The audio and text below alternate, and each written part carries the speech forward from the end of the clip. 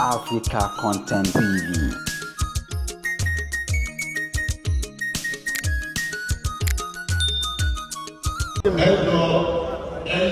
Ṣebí nǹkan tó bá lè sọ lórí ọ̀rọ̀ sọ ẹ̀rì òun náà ló máa sọ.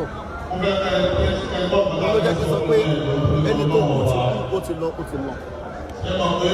Láti lè máa sọ pé èmi ni mo ṣe báyìí, èmi ni mo ṣe báyìí, mo sì wà ẹ̀ẹ́dẹ̀.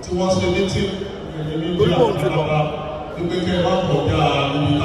Ọjọ́ tí wọ́n bá lọ, Ọlọ́run á jẹ́ kẹ́lẹ́ kọ̀ọ̀kan wa, Ọlọ́run á jẹ́ kọ́dún wa, ọ̀pẹ́ láyé àwọn aníṣòdodo àníṣàárẹ̀. Àmín.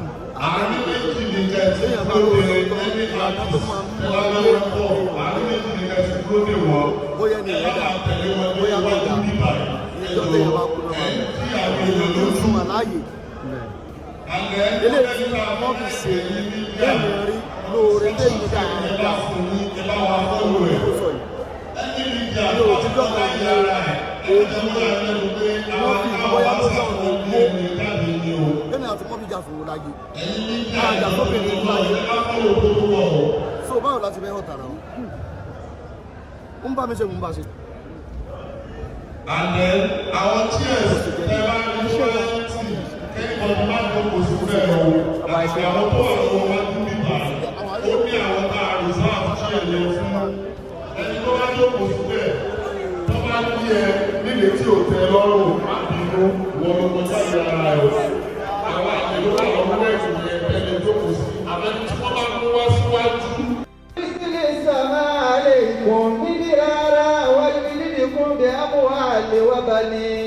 ويجعل لكم جنات ويجعل لكم أنهارا أستغفر الله الله أستغفر الله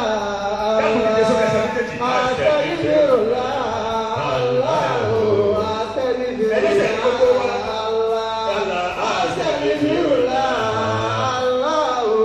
أستغفر الله Foríjì wá أستغفر الله الله أستغفر الله ìdánwò rẹ̀ أستغفر الله الله أستغفر الله Olúwa bá wa kẹ́ أستغفر الله الله أستغفر الله أستغفر الله إنه كان غفارا. Ọlọ́pàá wọ̀ yá sí ẹja jókòó.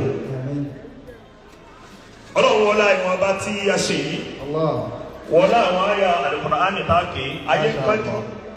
Bismillahi qul huwallahu tí a fẹ́ ṣe yìí. A ṣe ní mọ́kànlá. A fi yí náà sẹ́yìn náà òkun. Bá a bá ti ń tẹ̀lé wa ká máa tẹ̀lé wa lọ bẹ́ẹ̀. Èyí tí ó yá ní ẹ̀tọ́ láti ṣàdúrà fún kó fi àfọlábí.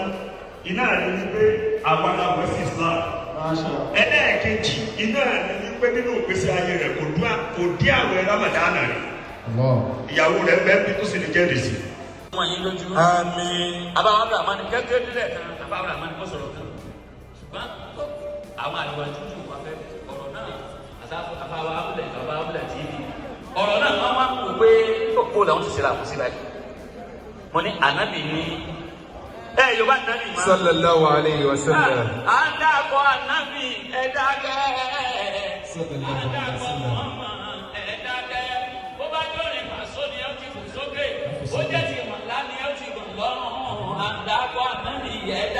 Sallallahu alayhi wa sallam.